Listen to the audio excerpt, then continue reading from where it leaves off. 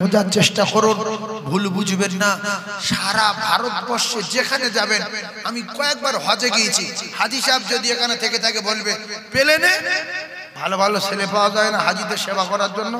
সব আচ্ছা করে বেড়া ছেলে আছে ভিতরে বসে আছে। কেন? হাজি বুড়ো হোক আর জোয়ান হোক, যদি ওই লাল রঙের মেয়ে আগে কি পরেছে না পরেছে কিছু বোঝা যায় না, জাল মতো পরা, জাল মতো উপরে একটা প্যান্ট আছে আর জাল মতো, আর বডি স্কিন টাইট, বুঝলে হাজি। ও দেখছো বাবা কি রে, বলছে বেল পরো, বলছে বেল পরতে হবে না, তুমি আমার সামনে কিছুক্ষণ দাঁড়াও। আমি বেহুশ হয়ে গিয়ে দেখি। এরপরে হসপিটালে যে মেয়েটার বয়স হয়ে যাচ্ছে তার বলছে তোমার এবার তুমি কেটে বলো, বুড়ি চলবে না, জন জন মেয়ে দিয়ে রুগীর পাশে বসে সেবা করাচ্ছে। স্যার কেমন আছে স্যার? সেটা খারাপ লাগছে। হ্যাঁ মাথার একটু টিপে দাও, একটু মাথার একটু মেসেজ করে দাও, মেসেজ করে দাও। কারণ আপনি বলুন, হসপিটালে যদি একটা বিদেশি মেয়ে কালার ওয়ালা মেয়ে আপনার মতো মাওলানার মাথা মেসেজ করে, হাজি সাহেবের মাথা মেসেজ করে, কার পাম শিগগির এই কথা ঠিক বলছি না? তখন ওই মাওলানা আর ওই হাজি সাহেব ইমানদার বেরিয়ে পড়বে ঈমান রক্ষা করার জন্য। এই ব্যবসাগুলো শুরু হয়েছে, কথা ঠিক বলছি না? আম লোকে যখন স্যার বলছে তো পাগল হয়ে যাচ্ছে, যেখানে গাড়ি নিতেই হবে। 10 মিনিট জন্য গিয়ে 1.5 ঘন্টা বসে আছে, আর সেই মেয়েরা দেখতে কি তাদের স্যার কপি কপি কপি। চা খায় বলে ঘুরছে অনেকক্ষণ, কিন্তু চা দিচ্ছে না তো, বলছে কপি কপি কপি। বলছে আমি খাবো না, খাবো না। পরে শুধু বলছে এক কাপ চা হলে ভালো হতো। তা বলছে চা ধরে বলছিল খাইনি কেন? বলছে তো কপি কপি করছে। কি ও? তো বলছে যার নাম কপি তার নাম চা, খানা বলে খেয়ে বলছে বিরাট ভালো। তো মিনিটে মিনিটে চা দিচ্ছে কারা? ওই মেয়েরা। গাড়ি দেখাতে নিয়ে যাচ্ছে কারা? ওই মেয়েরা। একা নিয়ে যাচ্ছে সেই গাড়ির পিছনে নিয়ে, বলছে স্যার এ গাড়িটা এত দাম, স্যার এ গাড়িটা এত দাম, স্যার এ গাড়িটা এত দাম। নির্জনে গল্প করছে। স্যার বসেন দুটো কথা বলি, আপনি কি করেন, ব্যবসা কি? তো খোলের খবর বার করতে, গাড়ি নিতে পারবে কিনা, ওদের সঙ্গে গল্প জুড়ে দিল। এরপরে নার্সিংহোমে, হসপিটালে, গ্যারেজে, শোরুমে, হোটেলে সুন্দর সুন্দর মেয়ে এখন পাওয়া যাচ্ছে না, যায় না। জোরে বলে আল্লাহ নবী দিন ও দুনিয়ার বাদশা, তাজদার মদিনা, কলিজা টুকরি জান্নাতি রানী ফাতিমার জীবনী আপনারা শুনলেন হালকা করে। হযরত মা খাদিজাতুল কুবরা রাদিয়াল্লাহু তাআলা আনহা পেটে পাথর, পেটে খানা নাই, ভুকা অবস্থায় রাসূলুল্লাহর জন্য ফানা হয়ে গিয়ে মা খাদিজাতুল কুবরা জিন্দেগি বিপদটা হয়নি। মা আয়েশা সিদ্দিকা রাদিয়াল্লাহু তাআলা আনহা জিন্দেগি বিপদটা হয়নি। পেটে পাথর বাঁধা ফাতিমা এক সেকেন্ডের জন্য বিপদটা হয়নি। তারা আল্লাহর দরবারে হাত তুলে চেয়েছে, আমার আল্লাহ পাক তাদের রিজকের ব্যবস্থা করে দিয়েছে। ও মায়েরা, বোনেরা, বেটিরা, ভালো করে বোঝার চেষ্টা করুন। পর্দা আপনাদের আমার আল্লাহ পাক ফরজ করে দিয়েছে। এজন্য আমার আল্লাহ পাক কোরআনে কারীমের ভিতরে জানিয়ে দিলেন, ইয়া আইয়ুহাল্লাযীনা আমানু, ঈমান ওয়ালারা, কু আনফুসাকুম ওয়া আহলিকুম নারা, তোমরা নিজে জাহান্নামের আগুন থেকে বাঁচো, আর তোমার গিন্নির বাঁচাও, তোমার বাপের বাঁচাও, তোমার মায়ের বাঁচাও, তোমার ছেলের বাঁচাও, তোমার মেয়ের বাঁচাও, ওয়া আহলিকুম নারা, তোমার আহলে বর্গদেরকে জাহান্নামের আগুন থেকে বাঁচাও। ও কলিজার টুকরারা, হুন্না লিবাসুল লাকুম ওয়া আনতুম লিবাসুল লাহুন্না। যদি আল্লাহ পাকের কোরআন বিশ্বাস হয়, তাহলে আপনাদের একটা কথা জানিয়ে দেই, যে মুসলমানের ঘরে জন্ম নিয়ে গিন্নি নিয়ে শরীরে পাঠায়, গিন্নি নিয়ে আপনার কিনা দোকান বেঁধে দেয়, গিন্নি নিয়ে অন্য পুরুষের সাথে ব্যবসা করার জন্য দেয়, এই পুরুষরা জাহান্নামী, এই পুরুষটার উপরে আমার আল্লাহর লানত। আদ-দায়ুসু লা ইয়াদখুলুল জান্নাহ, এরকম জাহান্নামী পুরুষ হাজার হাজার দুনিয়ায় দেখা যায়। টাকার লোভে নিজের স্ত্রীটাকে নিয়ে অন্য পুরুষের কাছে ব্যবসার জন্য দেয়। হায়রে দায়ুস, তোমার কপালে আগুন লাগবে। আমার আল্লাহ পাক কোরআন পরিষ্কার করে দিল, আমার গিন্নির দায়িত্ব আমার হেফাজত করা, আমার পোশাকের দায়িত্ব আমার হেফাজত করা, আমার পোশাকের দায়িত্ব আমার আলমারিতে রাখা, আমার পোশাকের দায়িত্ব বাক্সের ভিতরে রাখা, আমার পোশাকের দায়িত্ব ভালো করে যত্ন করে আলনায় রাখা। কিন্তু স্ত্রী যদি আমার পোশাক হয়, আল্লাহর কোরআন যদি সত্য হয়, স্ত্রী যদি স্বামীর পোশাক হয়, তাহলে ওই স্ত্রীর পর্দা রাখা দায়িত্ব স্বামীর, ওই স্ত্রীর হেফাজত রাখার দায়িত্ব স্বামীর, ওই স্ত্রীর পর্দা করার দায়িত্ব স্বামীর। যদি স্ত্রীকে গার্ড না দেয়, স্ত্রীকে পর্দায় যদি না রাখে, টাকা লোভে যদি অন্য জায়গায় ছেড়ে দেয়, সহজে ওই স্ত্রী হাত ছাড়া হয়ে যাবার সম্ভাবনা আছে না নাই? আমি কত বড় মূর্খ, আমি কত বড় জাহেল, আমি কত বড় গান্ডু। আমি গান্ডু, আমার 2500 টাকার জ্যাকেটটা দিয়ে আমি আসার সময় মালঞ্চ রাস্তার উপরে ফেলে দিয়ে চলে এসেছি। কুকুর এসে ঠ্যাং তুলে পেশাব করে দিল, তারপরে আরেকটা লোক এসে পা দিয়ে কুলাতি মারল, তারপরে আরেকটা গরু এসে ধাক্কা মেরে চলে গেল, আরেকটা মানুষ এসে দেখছে মালটা খুব খারাপ না ভালো, তুলে নিয়ে চলে গেল।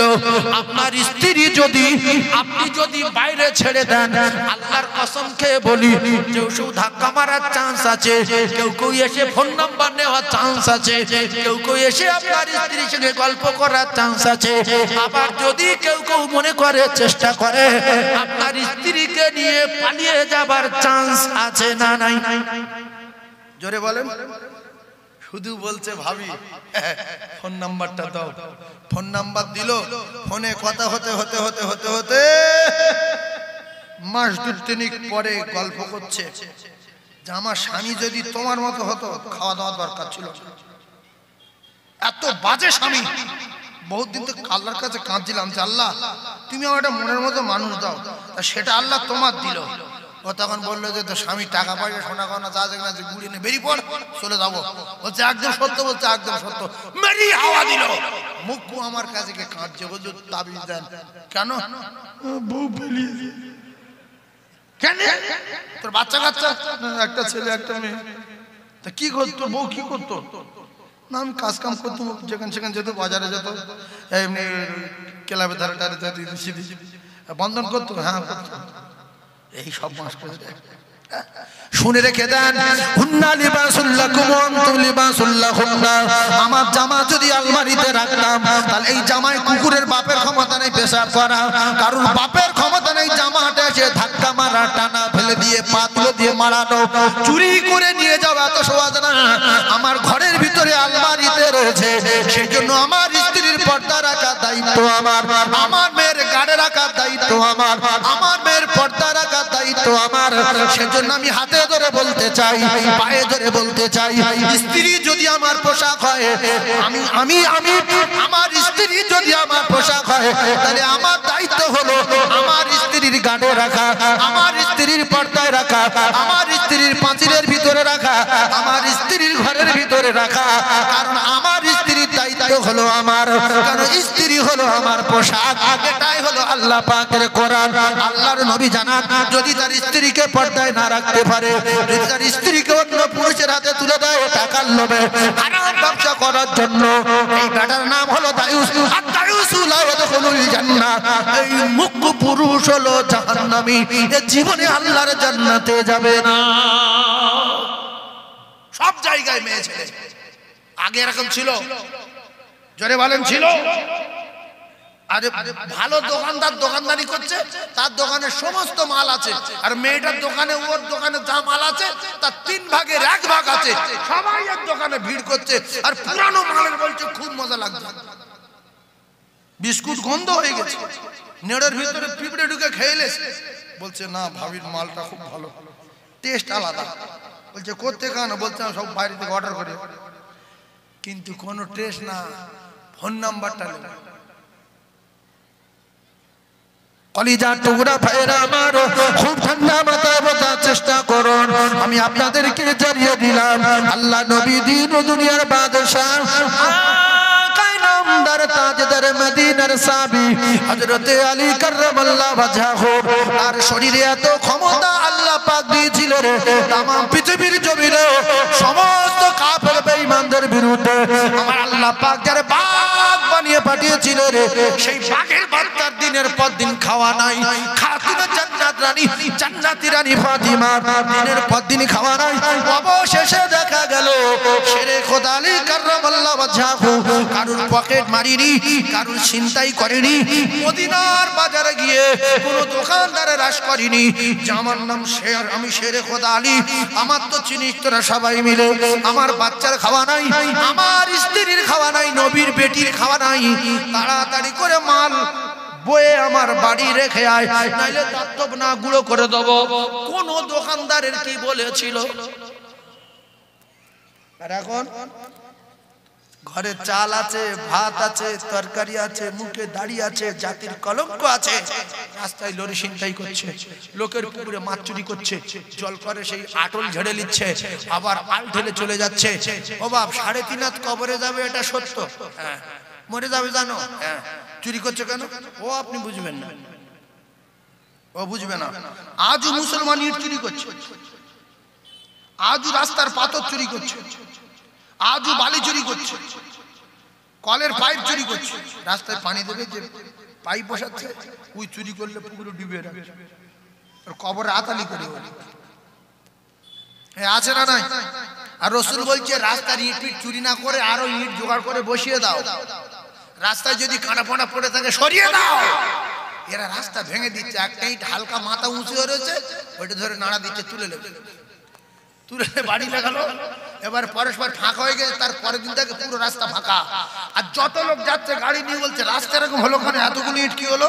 যে নে তার মাথা বাস পড়ুক, তার কবল আগুন লাগুক, তার সংসারে বাস পড়ুক, মেরি ছেলের জ্বর, স্ত্রীর পেটে কিডনি পাথর, এর মাথা ঘুরছে, লোকের সাপ পড়েছে। এই যত লোক যাবে গালাগালি করবে না, সেজন্য রাস্তা ইট চুরি করতে রাসূল নিষেধ করেছে। রাসূল রাস্তা ইট দিতে বলেছে, আর রাস্তা করার জন্য জায়গা দিতে বলেছে। সাদকায়ে জারিয়া হবে। কি হবে? সাদকায়ে জারিয়া হবে। ও শুনছেন, একটু শুনলেন, বুঝলেন, আর চুরি চামারি করবেন না, ছেলে মেয়েদের জন্য অন্যায় করবেন না, ছেলে মেয়েদের জন্য নোংরা ভাষা জমানে ব্যবহার করবেন না। যে আমি আমার ছেলে মেয়ের ভবিষ্যৎ করছি, তুমি কি গাঁজা খেয়েছো? তুমি কি ভবিষ্যৎ করবে? ভবিষ্যতের মালিক ছেলের, যে মালিক ছেলের বাপের সেই মালিক আল্লাহর কসম। পৃথিবীর কোন বাবা, পৃথিবীর কোন বাবা কোন সন্তানের ভবিষ্যতের মালিক হতে পারে না, পারে না, পারে না। ভবিষ্যতের মালিক আমার আল্লাহ। ভবিষ্যৎ শোনেন, আপনার বাপ আপনার ভবিষ্যৎ করার জন্য অনেক কিছু করে, বাপ মারা গেল, ভবিষ্যৎ করে দিতে পারলো না, 10 তলা বাড়ি, 4টে গাড়ি। কিন্তু এরকম কি ছেলে আছে? মা বাপ সব মারা যাওয়ার পরে 3 তলা বাড়ি করেছে, অনেকগুলো গাড়ি কিনেছে, পুট্টি প্যাট করেছে, বাড়িও মার্বেল করেছে, মা বাপ মরে যাওয়ার পরে। এরকম নজির আছে না? না? আরে হ্যাঁ না বলো না, তাহলে এগুলো কি ওর বাপ করেছে? এগুলো করেছে কে? আমি করেছি। আল্লাহ আমার দুনিয়ায় পাঠিয়েছে। আমার আব্বা মারা গেছে 27 বছর আগে, তখন একটা টিনের বাড়ি ছিল আমার, আর 5 ভাই একটা টিনের ঘরে বাস করতাম। আমার গ্রামের লোক শুনছে, 5 ভাই একটা টিনের ঘরে বাস করতাম। মসজিদের সামনে বাড়ি, সাইডে একটা দোকান ছিল, ওর থেকে যা হতো হতো তাতেই সংসার চলতো। 5 ভাই, ছোট্ট একটা বাড়ি, টিনের বাড়ি, অ্যাজবেস্টার না, টিন। এখন তো অ্যাজবেস্টারে মোটা, তখন টিনের বাড়ি। তো আমার আব্বা খুব কষ্ট করে আমাদের মানুষ করলো। আর অনেক দিন আগে মারা গেছে, 27 বছর আগে, মানে কি অনেক দিন আগে। আর আমার ছোট ছোট ভাইগুলো, আমার পরে 3 জন, আমরা 5 ভাই। তো আমার আব্বা তো একটা ঘর আমাদের কারুর বেঁধে দিয়ে যায়নি, একটা ঘরের ভিতরে রেখে আব্বা চলে গেল। শোনেন, আব্বা চলে যাওয়ার পরে এখন আমরা ভাই ভাই আমারও জায়গাটা বাড়ি আছে দুতলা, আমার পরের ভার বাড়ি আছে দুতলা, আর একটা ভার বাড়ি আছে পাকা, আর একটা ভার বাড়ি আছে পাকা, আর একটা ভাই জমি কিনলো, আমিও জমি কিনলাম, আমিও গাড়ি কিনলাম, আর এক ভাই গাড়ি কিনলো, আর এক ভাই গাড়ি কিনলো। এগুলো কি আমার বাপ করে দিয়ে গেল? জাতির কলঙ্ক, জ্ঞানী গম্যিনী, আমার ছেলে মেয়ের ভবিষ্যৎ কে? তোমার কে ভবিষ্যৎ করতে বলেছে? তুমি কি ভালোবাসো তোমার ছেলে? কি ভালোবাসি তোমার মেয়ে?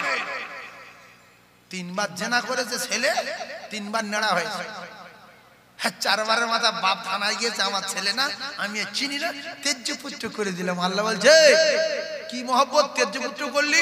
তোর ছেলে দীঘায় 150 বার ধরা পড়েছে আমার চোখে, বকখালি 30 বার ধরা পড়েছে আমার চোখে, গ্রামে 45 বার। আমি তো অন্ধ করে দিইনি, ঠ্যাং ভেঙে দিইনি, বাবা করে দিইনি, পাগলা করে দিইনি, মেরেও দিইনি, আমার বললে হয়ে যায় মুখে। তুই এত ভালোবাসিস, 3 বার নেড়াই সঙ্গে সঙ্গে তেজ্যপুত্র। আমার কাছে 150 বার ধরা পড়েছে, আমি কিছু করিনি। তিনি সামিউন বাসির, রাতে অন্যায় করলে দেখতে পায়, দিনে অন্যায় করলে দেখতে পায়। রাতে যেরকম আল্লাহ শুনতে পায়, দিনেও সেরকম শুনতে পায়। কি ভবিষ্যতের মালিক আমরা! এই জন্য অন্যায় জ্ঞান কম বলে ভবিষ্যৎ ভবিষ্যৎ করে আমরা ছেলে মেয়েদের জন্য প্রচুর অন্যায় করি। এই জন্য আল্লাহ পাক বলেছে ইয়াউমা ইয়াফিরুল মারউ মিন আখিহি ওয়া উম্মিহি ওয়া আবিহি ওয়া সাহিবাতিহি ওয়া বানিহি। ও কলিজার টুকরারা, ও মায়েরা, বোনেরা, বেটিরা, আল্লাহ রাস্তে জানিয়ে দিয়ে যাই, ছেলে মেয়ের জন্য অন্যায় করবেন না, ছেলে মেয়ের জন্য পাপ করবেন না, ছেলে মেয়ের জন্য একটুখানি হারাম উপার্জন করবেন না, ছেলে মেয়ের জন্য আলটালাটিরি করবেন না, ইট সিমেন্ট বালি টনসিপ চুরি করবেন না, ছেলে মেয়ের জন্য নামাজ কাজা করবেন না। কারণ আমার আল্লাহ জানিয়ে দিলেন, তোমার বাপ, তোমার মা, তোমার ছেলে, তোমার মেয়ে, আমি আল্লাহ পাক কোরআনে কারীমের ভিতরে জানিয়ে দিলাম, তোমার কেউ পরিচয় দেবে না, দেবে না, দেবে না। একটা নেকির জন্য যখন পাগল হয়ে যাবে, তখন বাপ বেটার কাছে গিয়ে বলবে, কচি তোর জন্য আমি অনেক অন্যায় করেছি, তোর জন্য অনেক আমি আমার জীবনে বড় বড় পাপ করেছি, তোর জন্য কত নামাজ কাজা করেছি। ছেলে বলবে কি হয়েছে? বলবে আমি তোর বাপ। বলবে না না না, তুমি আমার বাপ না, আমি তোমার চিনি না, এখন কোনো কথা হবে না। মাথার ঘিগুলো টকবাক করে ফুটবে, জমিন পুড়ে তামা হয়ে যাবে। সেদিন কেউ কারোর পরিচয় দেবে না। আফসোস করতে করতে করতে চোখ দিয়ে রক্ত এসে যাবে, নাক দিয়ে মগজগুলো গুলো গুলো পড়তে থাকবে, জমিন পুড়ে তামা হবে, জীব বেরিয়ে হাঁটু পর্যন্ত যাবে, কারোর গোড়ালি পর্যন্ত যাবে, কারোর জীব মাটিতে টানতে টানতে যাবে। আল্লাহর কসম, সেদিন কেউ পরিচয় দেবে না। তখন মানুষ আফসোস করতে করতে বলবে, আল্লাহ গো, যদি এই রকম পেটে পড়বো জানতাম, জমি জায়গাগুলো মানসা মসজিদে লিখে দিয়ে আসতাম, এই সমস্ত বাপের বেটা কলঙ্ক দিতাম না। কিন্তু এখন কোটি বার বলার পরে, হাতে ধরার পরেও, পায়ে ধরার পরে বললো মুসলমান একটা টাকা দিতে চায় না। মনে হয় আলেম ওলামাদের বানানো কথা। আমি যদি বলি না, আল্লাহ পাকের কোরআনে বলা আছে, মানজা আবিল হাসানাতি ফালাহু আশরু আমসালিহা। বান্দা, তুই যদি আমার খুশি করার জন্য 1 টাকা দিস, আমি আল্লাহ কথা দিলাম তোর ঘুরিয়ে দেব 10 টাকা। এই কথা শুনলে বলবে বানানো, এটা সাজানো কথা। ও কলিজার টুকরা ফেরা মা বাবাদিরা, রাসূলুল্লাহ বললেন, কেউ যদি দেয় সে তো আমার আল্লাহ পাকের দোস্ত হতে হয়ে যায়। আর যদি কেউ না দেয়, আল বখিল আদু বিল্লাহ, এই আল্লাহর চরম দুশমন ফেরাউন হামান নমরুদ সাদ্দাতের কাতারে পড়ে যায়। আল বখিল আদু বিল্লাহ, আল্লাহ চরম শত্রু হলো বখিল। এই যে পৃথিবীতে বহু ধনী লোক আছে, টোটাল ভারতবর্ষে না, টোটাল পৃথিবী একটা ধনী দেখাতে পারবেন না নমরুদের মতো, একটা ধনী দেখাতে পারবেন না সাদ্দাতের মতো। ভারতের কি বলবো, ভারত তো পৃথিবী এরকম একজন মস্তান দেখাতে পারবেন না যে মস্তান সাদ্দাতের মতো মস্তান ছিল, অত টাকার মালিক ছিল। আল্লাহ পাক সেকেন্ডের ভিতরে ধ্বংস করে দিয়েছে। এই জন্য রাসূল বলেছে, বকিল আল্লাহ চরম দুশমন, সকি আল্লাহর পরম বন্ধু। হাবিব, হাদিসগুলো মানেন, কোরআনগুলো বিশ্বাস করেন, আর আলতু ফালতু কথা বিশ্বাস করার দরকার নেই। হাদিস কোরআন মানার দরকার আছে না নাই? আর কেউ যদি ভিতরে ভিতরে বলে, ও আমি মানি না, ঠিক না, কাফের নামে মরবে না। যতদিন না কাফের হয়ে মরবে না, কারণ কোরআনের একটা আয়াত কেউ যদি অস্বীকার করে ও কাফের হয়ে মরবে। মেনে নিতে হবে এগুলো ভালো, তবে পারি না পরে করব। নামাজ ভালো মেনে নিলাম কিন্তু পরে পড়বো, নামাজ মানি না বলা যাবে না, নামাজ মানি না বলা যাবে না। নামাজ ভালো পরে পড়বো, মেনে নিলাম। দান করা ভালো, এখানে দেব না, আমি অন্য জায়গায় দেবো, পরে দেবো, সামনে বছর দেবো। মেনে নিতে হবে। ঈমান হলো মেনে নেওয়ার নাম। কলেমা পড়লে তো কাফের কাফের থাকবে, মুসলমানের খাতায় নাম উঠবে না। লিখে রেখে দেন, কলেমা পড়লে কাফের কাফের থাকবে, মুসলমানের খাতায় নাম উঠবে না। নবী চোখে দেখলে কাফের কাফের থাকবে, সাহাবার খাতায় নাম উঠবে না। আমরা যে জানি যারা নবীকে চোখে দেখেছে এদের বলা হয় সাহাবী। এটা মারাত্মক বাজে কথা। যারা কলেমা পড়ে নিয়েছে এদেরকে বলা হয় ঈমানওয়ালা। হিন্দুদের ব্রাহ্মণ, খ্রিস্টানের পাদ্রী, এরকম অনেক হিন্দু শিক্ষিত ভাইরা এরা কলেমা লা ইলাহা ইল্লাল্লাহ মুহাম্মাদুর রাসূলুল্লাহ জানে না। জোরে বলেন। তাহলে যারা কলেমাটা পড়ে নেবে এরা সবাই তো জান্নাতি হয়ে যাবে। রাসূল বললেন মান ক্বালা লা ইলাহা ইল্লাল্লাহ মুখলিসান, ইখলাস থাকতে হবে। কারোর কোনো ক্ষমতা নাই, সব ক্ষমতার মালিক আমার আল্লাহ। এর নাম লা ইলাহা ইল্লাল্লাহ।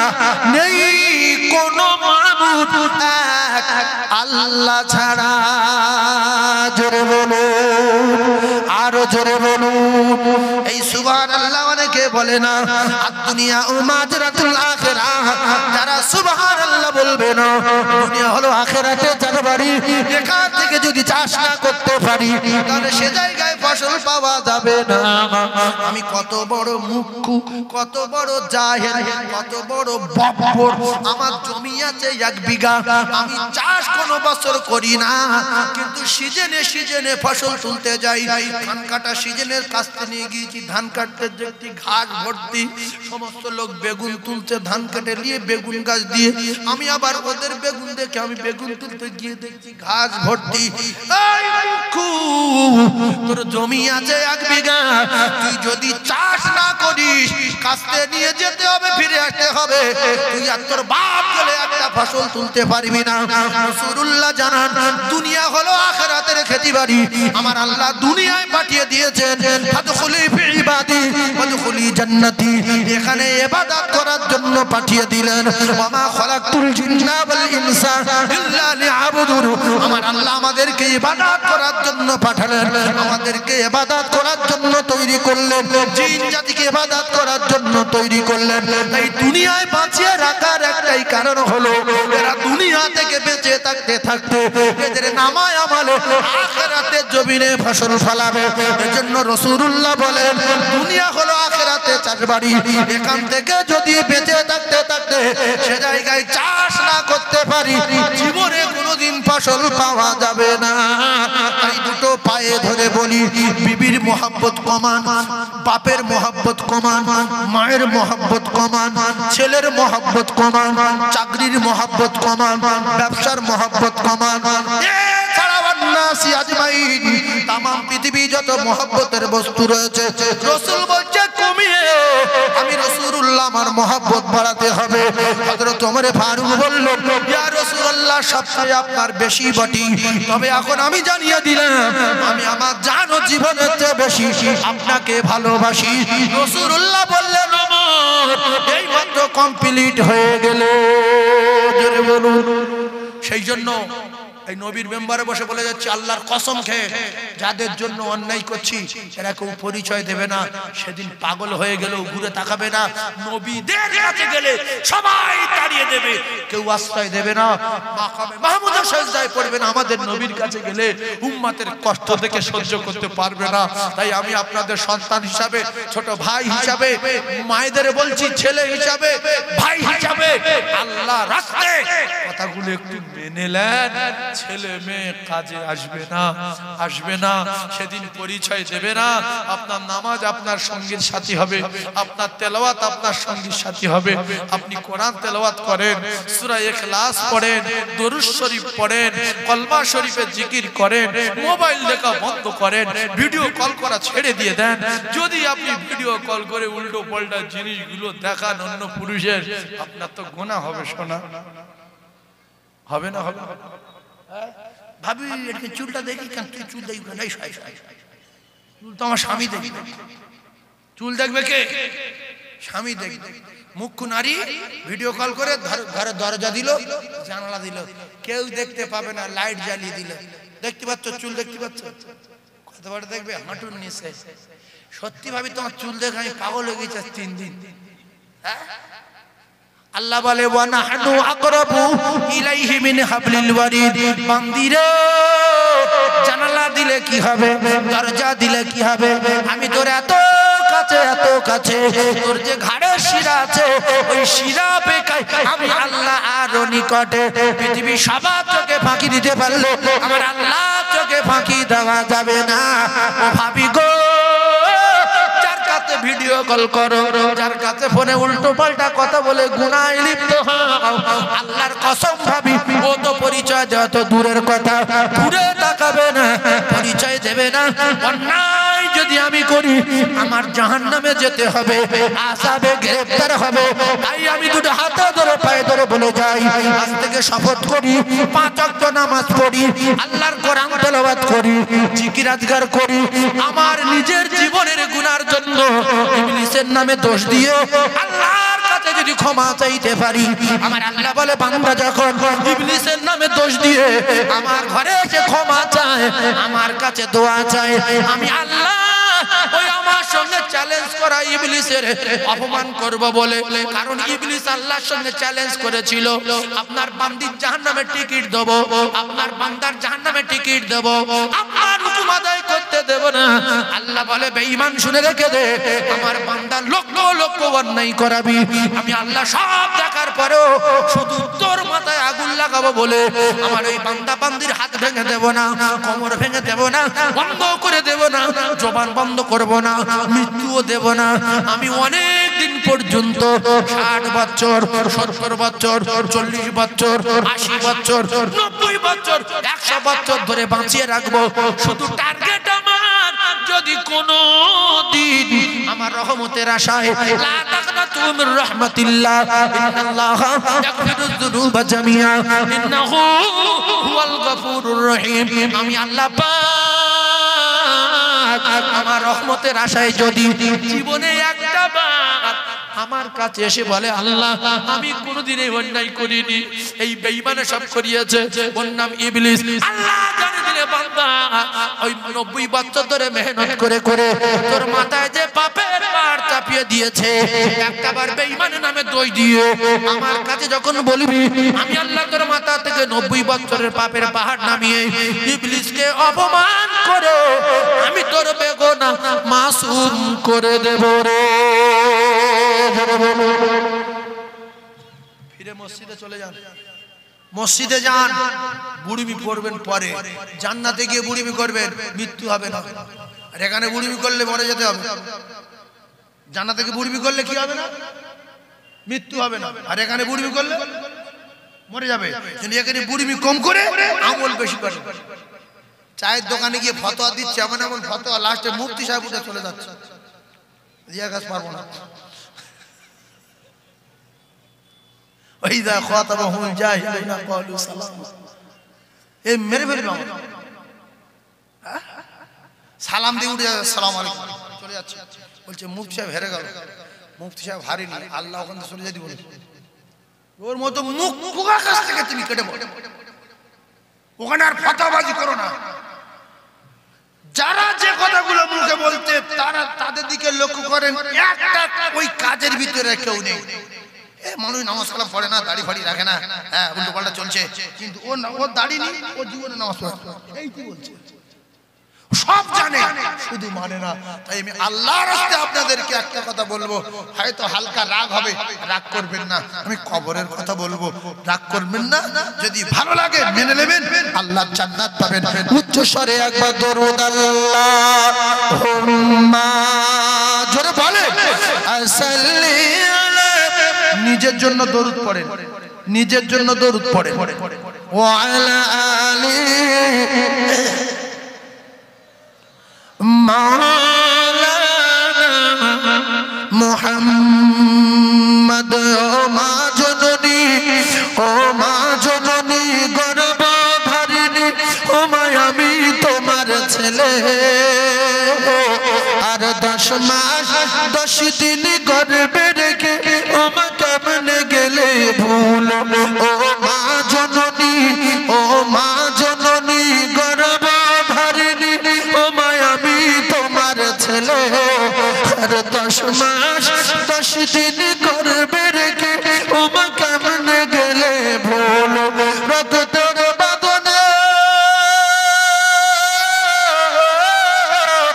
রক্তের বাঁধনে অতি যতনে আমি মাকে ডেকেছি। ও মা দুধের দেনে আজ পাওনা, তাই বন্দিতে আছি। ওই আমার মন মানে না, ওই আমার মন মানে না, সাথে আমার নেই কো আমি জান।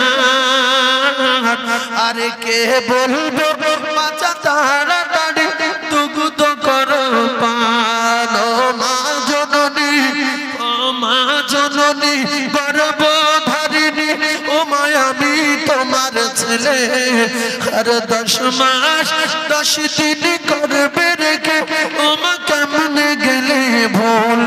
রক্তের বাঁধনে,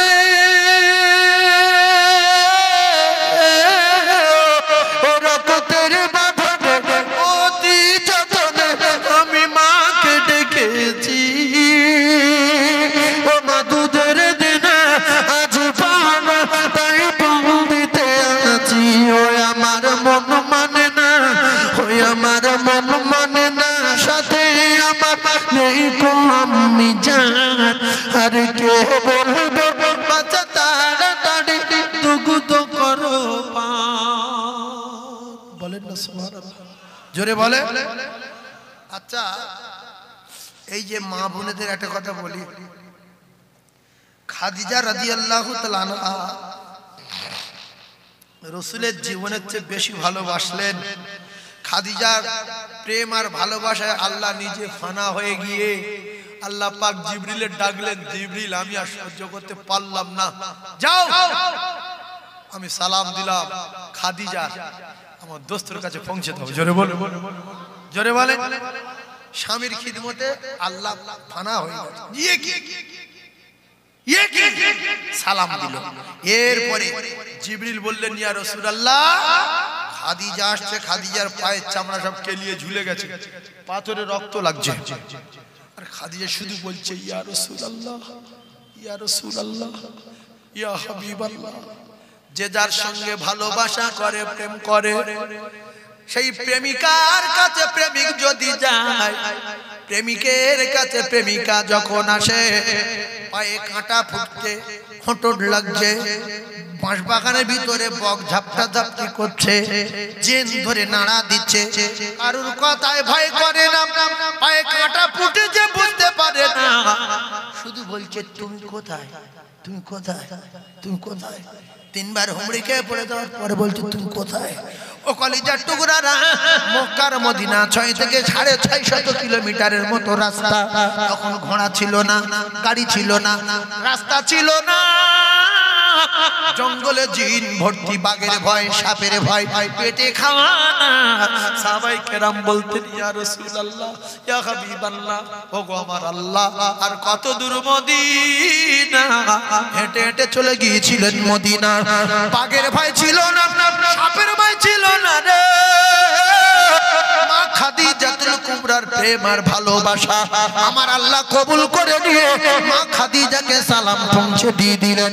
জিবরিল বলল, ইয়া রাসূলুল্লাহ খাদিজা আসছে, আমি চলে যাব, কিন্তু যে আমার আল্লাহ খাদিজাকে সালাম পাঠিয়ে দিল, আমি জিবরিল আমিন খাদিজাকে সালাম দিয়ে গেলাম। ভাবির এই কথাটা কেন বলছি?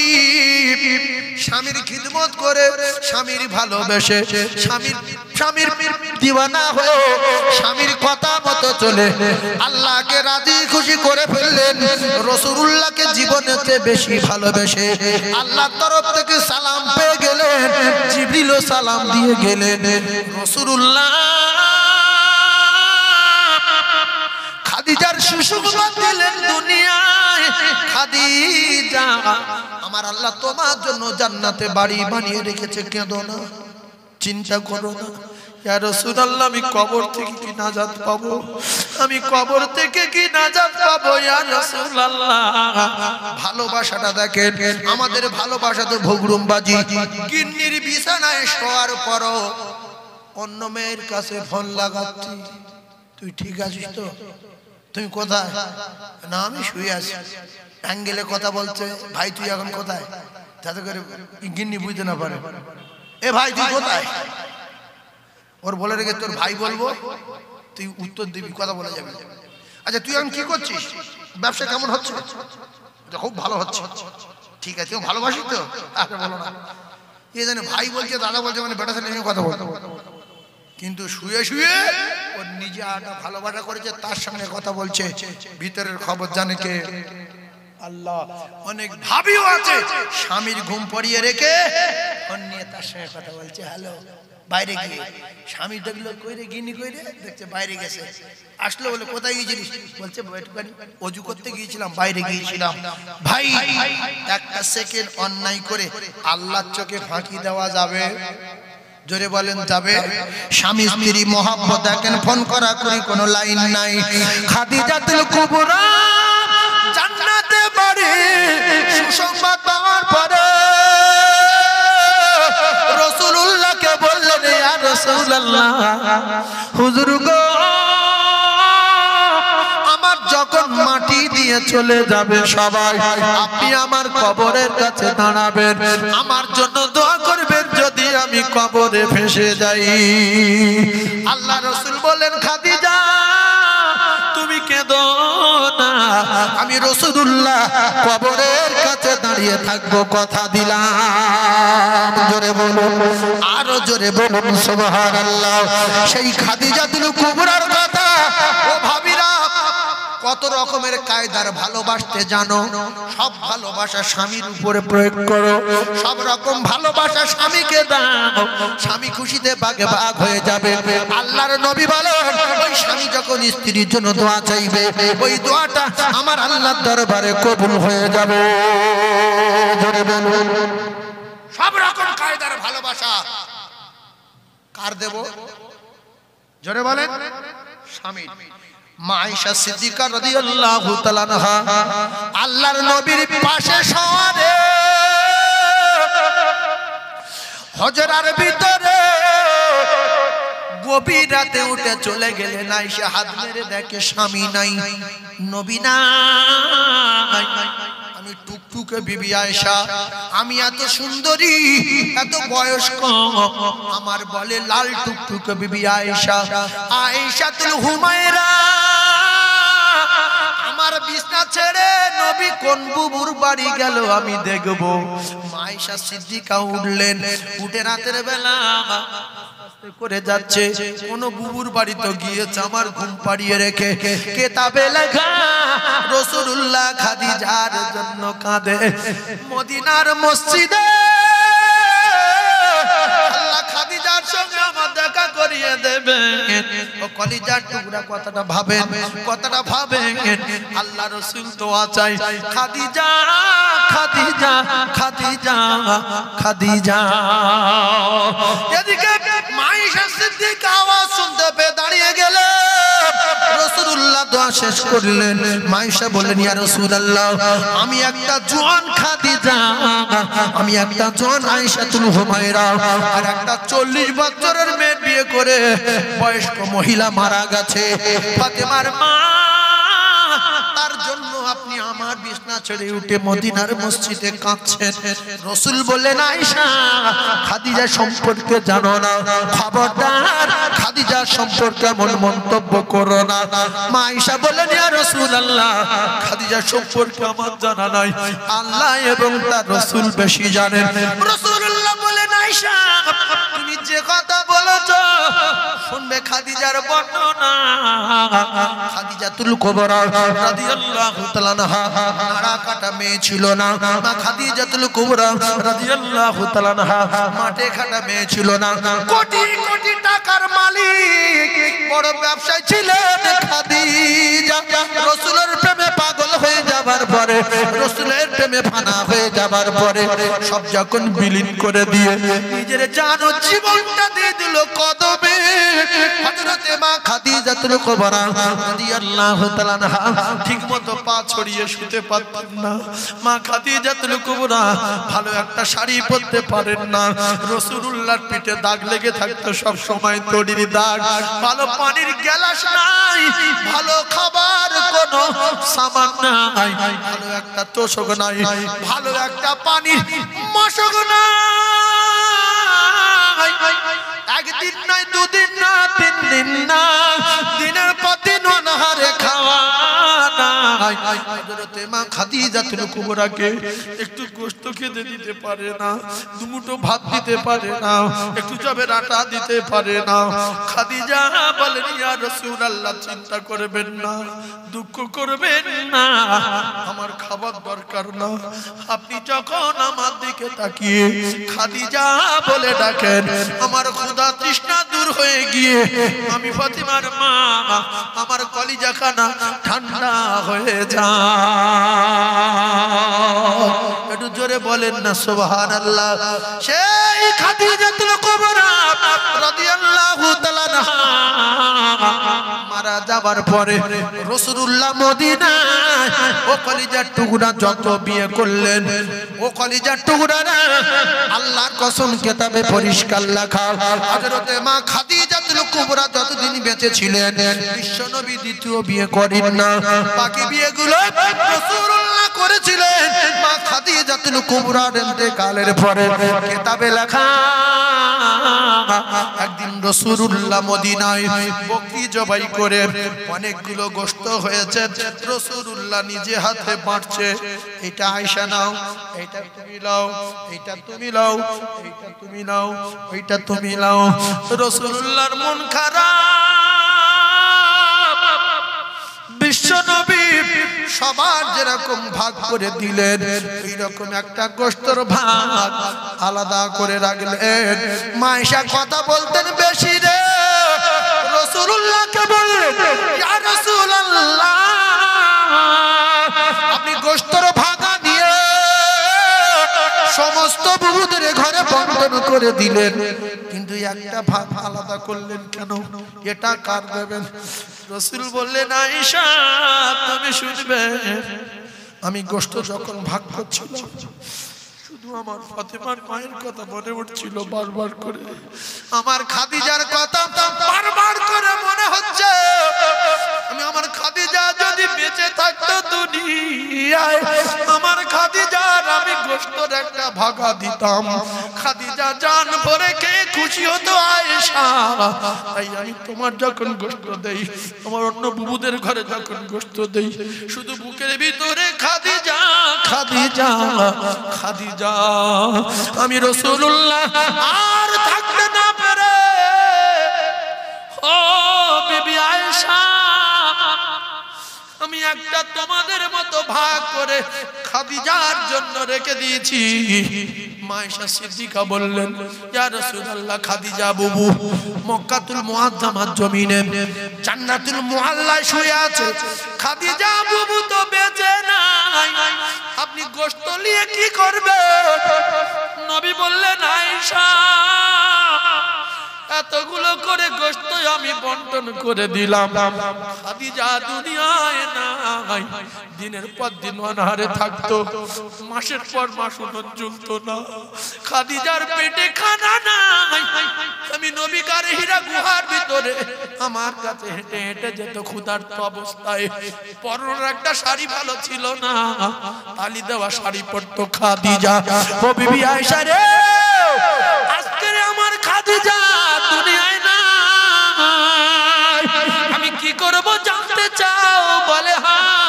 রাসূল বললেন খাদিজা দুনিয়ার জমিনে নাই, তোমাদের গোশত বন্টন করে যে ভাগটা আলাদা করলাম, এই ভাগটা নিয়ে আমি রাসূলুল্লাহ মদিনার অলিতে গলিতে যাব, দেখবো আমার খাদিজার বান্ধবী কে আছে, আমি এই গোশতের ভাগা নিয়ে আমি রাসূলুল্লাহ আমার খাদিজার বান্ধবীর হাতে তুলে দেব। জোরে বলেন না সুবহানাল্লাহ, আরো জোরে বলেন না সুবহানাল্লাহ। চিল্লে তাকবীর একটা বার দেবেন, নারে তাকবীর। সবাই জোরে আওয়াজ দেন, নারে তাকবীর, নারে তাকবীর। সব লোক আল্লাহও বলতে চায় না, ওয়াজ কি শুনবে? আল্লাহু আকবার বলবে ভালো লাগে না। মানে এই বাম স্তনের দু আঙুল নিচে একটা গোশতের টুকরো আছে, সেটাকে কলব বলা হয়। গাঁজা খেয়ে, মদ খেয়ে, বিড়ি খেয়ে, হাঁড়িয়া খেয়ে এটাকে পচিয়ে ফেলেছে। মুসলমান হাঁড়িয়া খায়, আসে না? নাই বাড়ি সকালের রাত্রি পান্তা, সকালে হালকা টক হয়ে গেছে, তুই মানুষ খায়, তুই তো হাঁড়িয়া খায়। 1-1.5 মাস আগেকার পোষা পান্তা। আর যারা ছানছে, আল্লাহ, এত গন্ধ, এত গন্ধ। ওই পচা পান্তা খাচ্ছে, মদ খাচ্ছে, গাঁজাও খাচ্ছে, আবার কত কি খাচ্ছে। খেয়ে খেয়ে এই জায়গাটাকে পচিয়ে ফেলেছি, কল্পটাকে নষ্ট করে ফেলেছি, ময়লা করে ফেলেছি। সেই জন্য দরুদ পড়তে ভালো লাগে না, নামাজ পড়তে ভালো লাগে না, কলমা পড়তে ভালো লাগে না, আল্লাহু আকবার পড়তে ভালো লাগে না, শুধু চুপ করে থাকতে ভালো লাগে। জোরে আল্লাহ বলেন। আল্লাহ জবান বন্ধ করে দিয়েছে বহু লোকের, তারা কথা বলতে পারে না, তাদের বলা হয় বোবা। আল্লাহ বহু লোকের অন্ধ করে দিয়েছে, চোখে দেখতে পায় না, তাদের বলা হয় অন্ধ। আল্লাহ অন্ধ করেনি, বোবাও করেনি। সেজন্য চিল্লা আল্লাহু আকবার বলেন, আল্লাহকে খুশি করার জন্য। খুব জোরে বলেন নারে তাকবীর। এবারে কে বলেছে কে বলেনি আল্লাহ বুঝতে পেরেছে না পারেন? বেশি সম্মান নিয়ে চিন্তা ভাবনা করার দরকার নেই যে আমি খুব সম্মানীয়।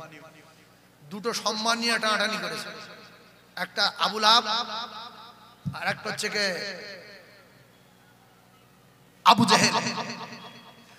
রাসূলুল্লাহ চাচা আবু তালিবের মৃত্যু সময় বড় কাফের ওখান ছিল, বড় কাফের আবু জেহেল।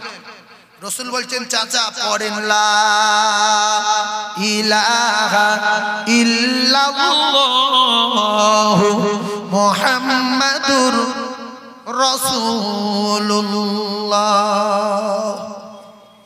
আবু জেহেল বলছে দেখ আবু তালিব, এলাকায় তোর একটা দাপট আছে, তোর সম্মান আছে, তোর সঙ্গে আমি আছি।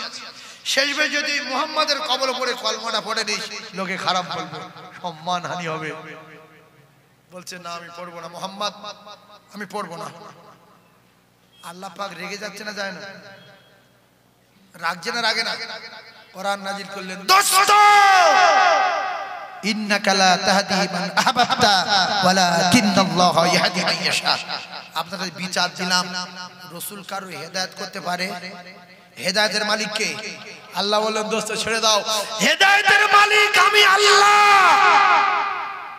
সম্মানের জ্বালায় ঈমান হারা হয়ে চলে গেল, কলেমা পড়তে পারলো না। তো আপনারা যারা সম্মানের জ্বালায় আল্লাহ বলছেন না, এটা ক্ষতি ছাড়া লাভ জীবনে হতে পারে না। অনেক জ্ঞানী লোক আছে জলসায় বসে থাকে, আমি অমুক সাহেব, আমি তমুক সাহেব। তুমি যাই সাহেব হও, তুমি সাহেব হতে পারোনি। আল্লাহর কসম, তোমার সাহেব আমার আল্লাহ বানিয়েছে। সাহেব বানিয়েছে কে? জি আল্লাহ আমার সাহেব বানিয়েছে। ডাক্তার সাহেব, মাস্টার সাহেব, এমএলএ সাহেব, এমপি সাহেব, হাফেজ সাহেব, কারি সাহেব, মাওলানা সাহেব, মুফতি সাহেব, মুহাদ্দিস সাহেব, সব সাহেব।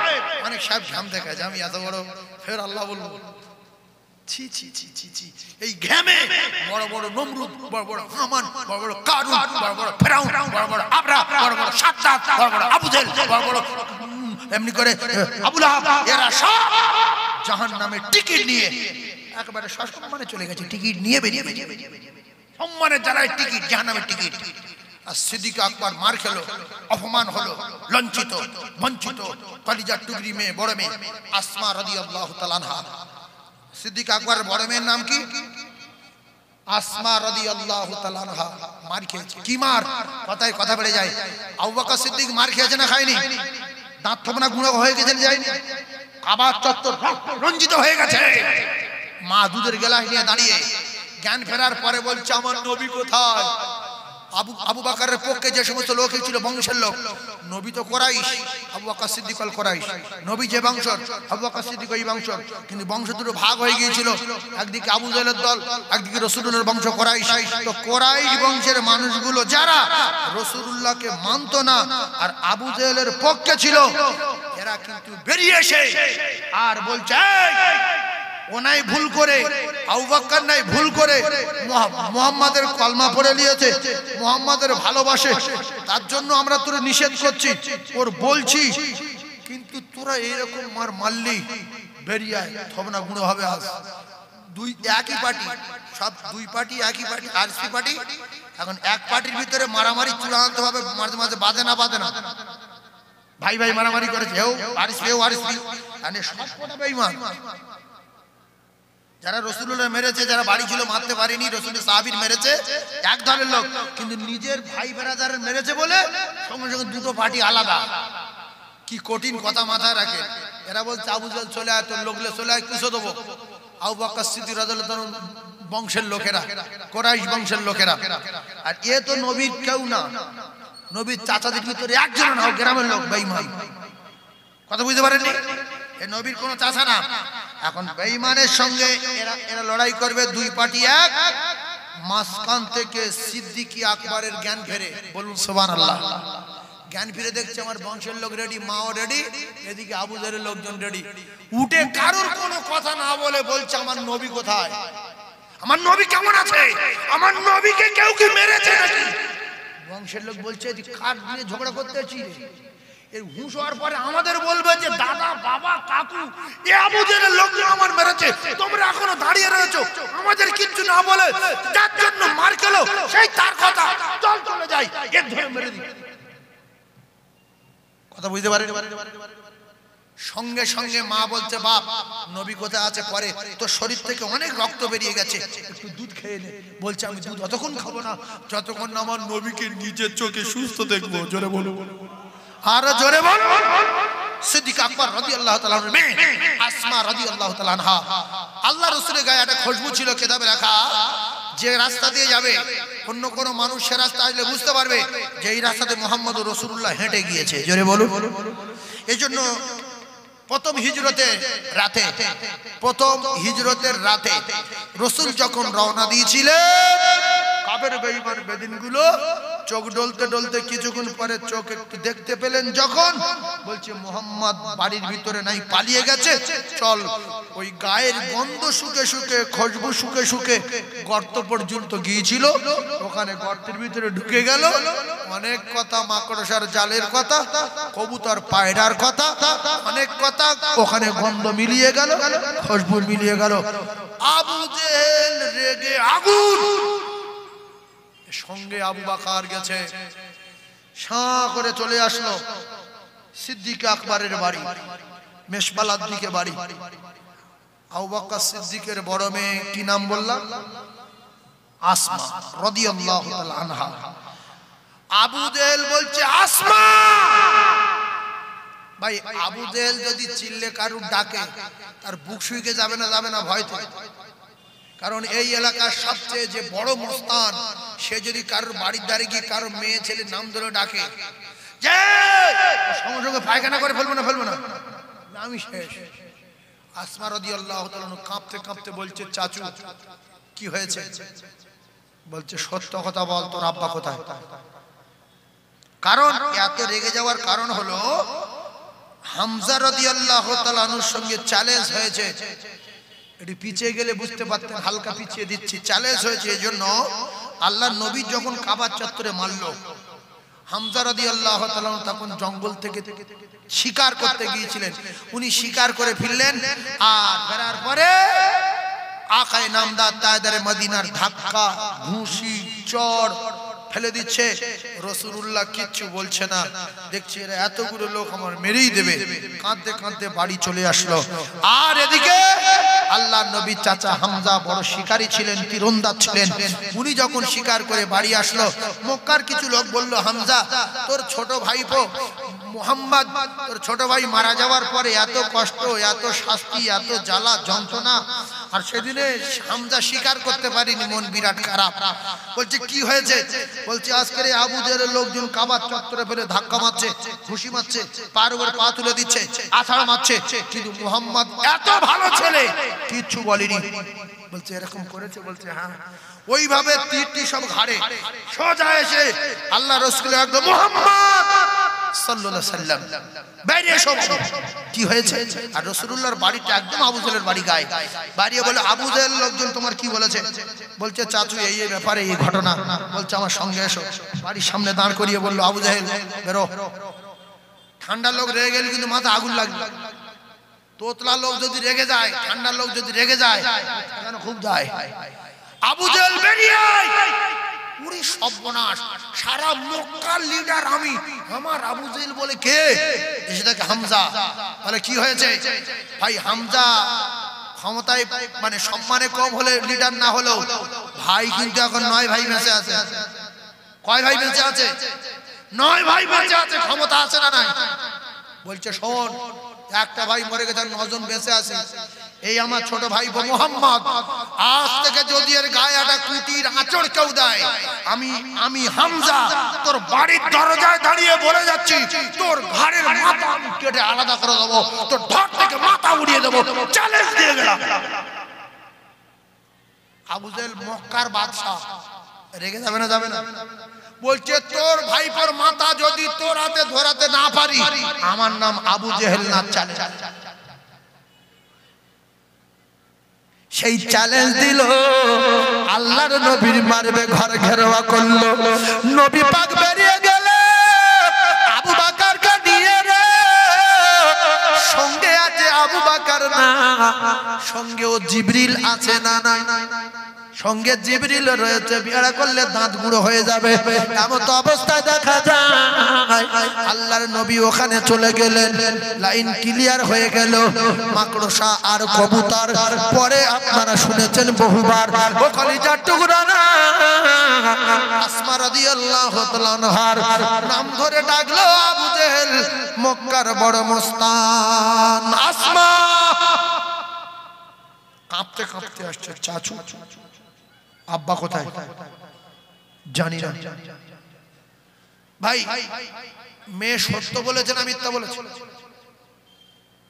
আপনারা হয়তো অনেকে বলবেন আব্বার বাঁচানোর জন্য মেয়ে মিথ্যা কথা বলছে। না, সিদ্দিক আকবরের কলিজার টুকরি মিথ্যাবাদী না। জানি না এজন্য বলেছে।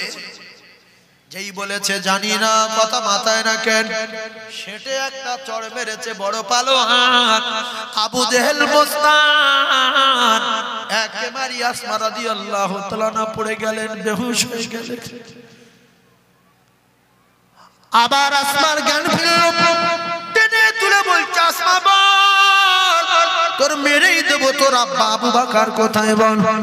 আসমা কাঁদে, চাচু গো মারবেন না, ও চাচু আমার আব্বা শুধু আজকের না, দীর্ঘদিন ধরে, বহুদিন ধরে রাতের বেলা ঘুমায় না, শুধু দরজার কাছে দাঁড়িয়ে থাকতো। চাচু কেন দাঁড়াতেন আমরা জানি না, মারবেন না, সত্য কথা বলছি, আব্বা কখন বেরিয়ে গেছে জানি না। কিতাবে পাওয়া যায় আল্লাহর নবীর জন্য আবু বকর রাতের বেলা ঘুমাতো না, বাচ্চা কাচ্চা ঘুমিয়ে যেত, স্ত্রী ঘুমিয়ে যেত, নবী প্রেমিক পাগল আবু বকর দরজার কাছে দাঁড়িয়ে থাকতো। কিতাবে লেখা রাসূলুল্লাহ বলেছিলেন একদিন আবু বকর এই যে যে মদিনার অত্যাচার, মক্কার যে অত্যাচার, কখনো গর্তের ভিতরে, কখনো গুহার ভিতরে, খানা বন্ধ, কখনো পোটা উঠে নারীর মাথার উপরে, কখনো আমার আবু বকরের ছাজনা করে দেয়। আবু বকর হয়তো কোনো এক সময় রাতে আমি তোমার নিয়ে রওনা দেব মদিনায়, তোমার নিয়ে হিজরত করব, একটু খেয়াল রেখো আবু বকর। সেদিন থেকে আমি আল্লাহ রাসূলের সাহাবী আবু বকর রাতের বেলা বিছানায় শয়ন করতেন না। কিতাবে লেখা আছে একদিন না দুদিন না 6 মাস সিদ্দিক আকবর ঘুমায় না। কখন আমার নবী আসবে আবু বকর বলে ডাকবে, আমি আবু বকর যদি ঘুমিয়ে যাই রাসূলুল্লাহর কষ্ট হবে। চাচু গো বিশ্বাস করুন আমি জানি না আমার আব্বা জান কখন কোথায় চলে গেছে, আমি জায়গা বলতে পারবো না, তবে অনেক দিন রাতের বেলা ঘুমাতো না। জোরে বলুন, আরো জোরে বলুন সুবহানাল্লাহ, আরো জোরে বলুন সুবহানাল্লাহ। ওরে কাজ করিতে গেল নবী, ও নবী খাদিজা বিবি বাড়ি তো, আর নবীর প্রেমে মগন হলো পরকালে রাশাতে। ওরে লাইলির প্রেমে মজনু পাগল, আর সব প্রেমে জুলাইখা, নবীর প্রেমে বেলাল পাগল, আরো পাগল খাদিজা। আল্লাহুম্মা জোরে বলে সাল্লি সাইয়্যিদিনা মাওলানা মুহাম্মদ ওয়া আলা আলি সাইয়্যিদিনা মাওলানা মুহাম্মদ বলো লা ইলাহা।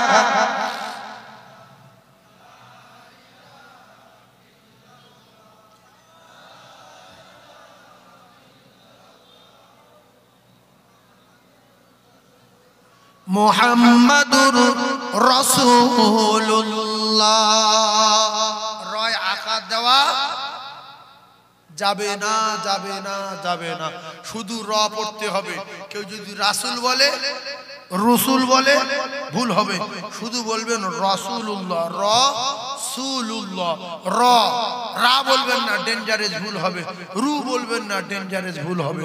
রয় আকার দিলে রা হয়ে যাবে। সেই জন্য কি বলবেন মুহাম্মাদুর রাসূলুল্লাহ। র লা ইলাহা ইল্লাল্লাহ মুহাম্মাদুর রাসূলুল্লাহ।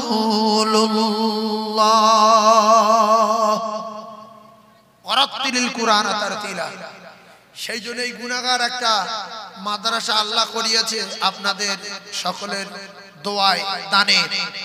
ওই মাদ্রাসায় 170 জন মেয়ে এখন বর্তমান পড়াশোনা করে, 3 ওয়াক্ত খাওয়া দাওয়া করে। এজন্য 100-র ভিতরে 95টা মেয়ে ছেলে কোরআন পড়ে সব ভুল। ও কোরআন পড়ে গুনাহ হবে, কোরআন পড়ে সব হয়, আর এদের গুনাহ হবে, বিরাট হবে। মৃত্যু বাড়ি গিয়ে আমি ভাবতে ভাবতে ভাবতে ভাবতে নিয়ত করেছিলাম আল্লাহ জীবনে একটা মাদ্রাসা তৈরি করবো মেয়েদের।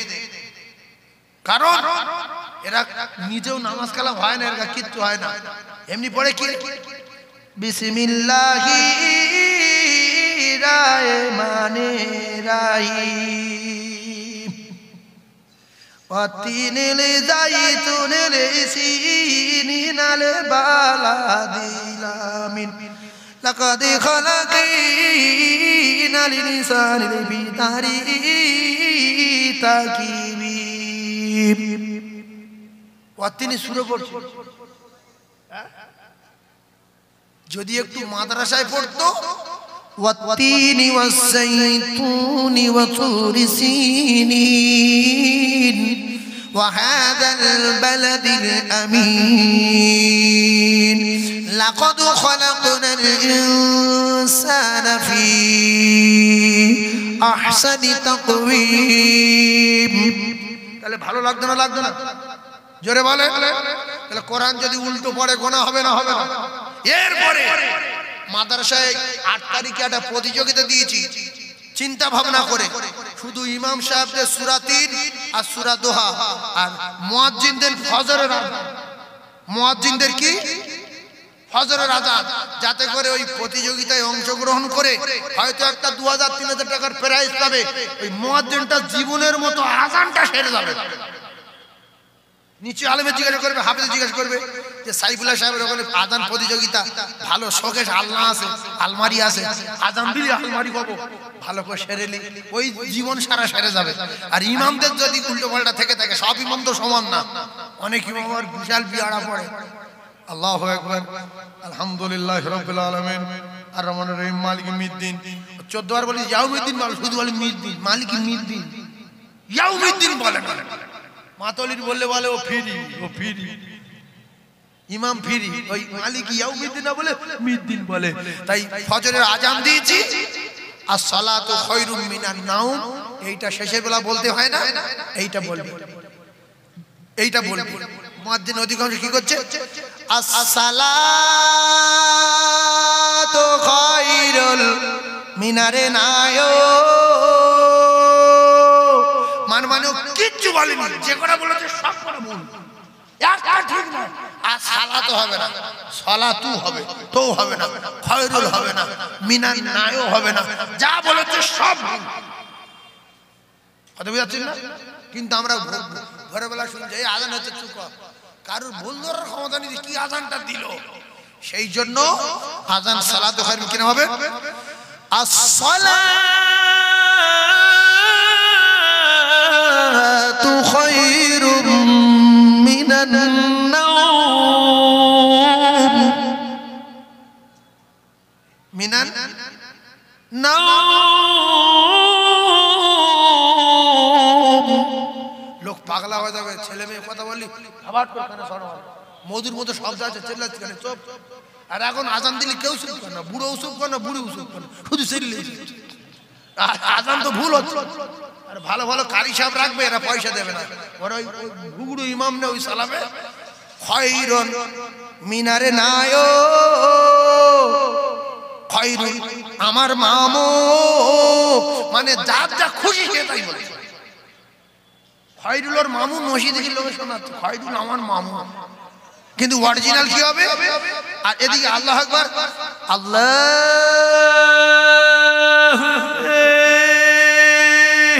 কিচ্ছু বলে, শুধু আওয়াজ দিচ্ছে, কথা বুঝতে পারছেন? এরকম করলে আল্লাহ খুশি না বেজার? আমরা শুনি 24 ঘন্টা আযান নবীর মেম্বারে বসে বলছি, সেজন্য বলছি যাতে করে মুয়াজ্জিনদের সেরে যায়। তাহলে তোমার কি বলতে হবে? আল্লাহু আকবার, আল্লাহ সব ভুল, আল্লাহু আকবার বলা যাবে না, ওখানে গয়ন হয়ে যাবে, আক বলতে হবে। কি বলতে হবে? আক আক আক, আল্লাহু আকবার,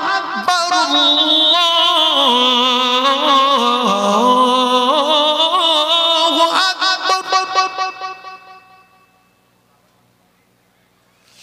আল্লাহু আকবার,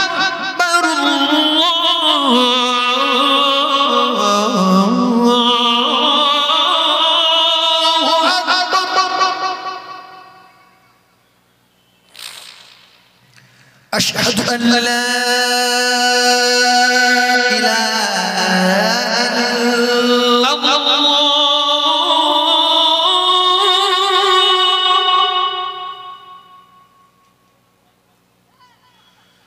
أشهد أن لا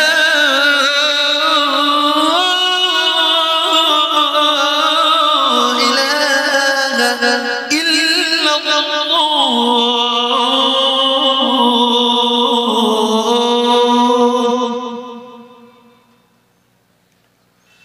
أشهد أن محمدا رسول الله،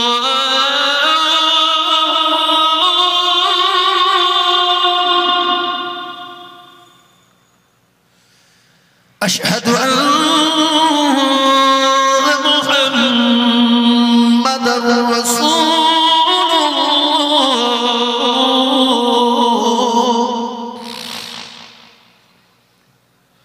حي على الصلاة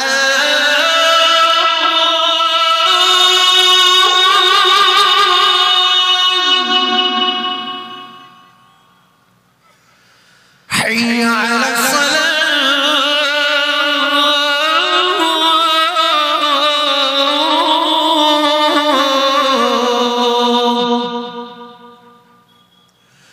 حي على الفلاح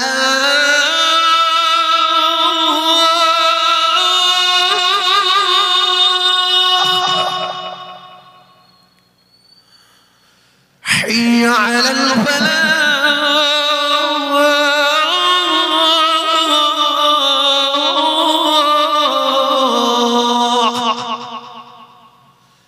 الله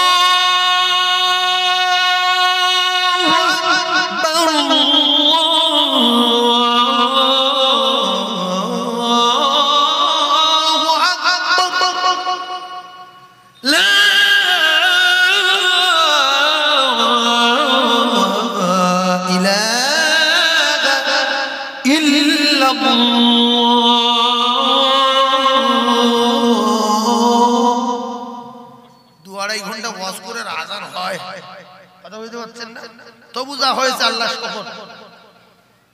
ভাই হুজুর কেবল এসে গেছে, আপনারা সবাই খুশি তো? তাকবীরে ধ্বনি দেন, নারী তাকবীর, আরো জোরে বলেন নারী তাকবীর, নারী তাকবীর। তাহলে মাদ্রাসা সাউতুল কোরআন সকলের দাওয়াত থাকলো। সামনে মঙ্গলবার 9 জানুয়ারি 23শে পৌষ, যদি মনে হয় একটু যাবেন। মুজাদ্দিদ জামান দাদা হুজুর পীর কেবলা রহমাতুল্লাহ আলাইহির নামকরণে মাদ্রাসা পীর আবু বকর সিদ্দিকিয়া মাদ্রাসা সাউতুল কোরআন যাবেন সবাই। হুজুর কেবল এসেছেন, ওয়াজ নসিহত করবেন। আপনারা সবাই আমার জন্য দোয়া করবেন, আমিও আপনার জন্য দোয়া করব। আসসালামু আলাইকুম ওয়া রাহমাতুল্লাহি ওয়া বারাকাতুহু।